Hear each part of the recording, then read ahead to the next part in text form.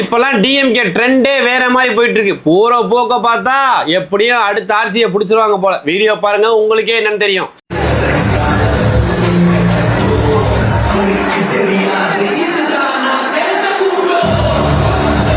அண்ணா அறிவாலயத்துல மகளிர் அணி மகளிர் தொண்டர் அணி ஆலோசனை கூட்டம் நடத்தியிருக்காங்க.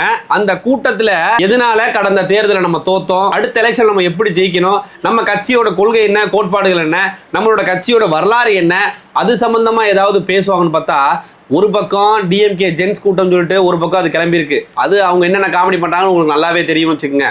இன்னொரு பக்கம் மகளிர் அவங்கள கூப்பிட்டு வச்சு ரெஸ்ட் வாட்ச் வந்தவங்க எல்லாருக்கும் வாட்ச் எந்த மாதிரியான வியூகங்களை வகுக்கிறாங்க அப்படின்னு நம்மளாலேயே புரிஞ்சுக்க முடியாத வியூகங்களை வகுத்துட்டு இருக்காங்க போல. சரி, விஜய் அண்ணா கவர்ச்சியை காட்டி தான் இந்த ஆட்சியை பிடிச்சான்னு சொன்னாங்க.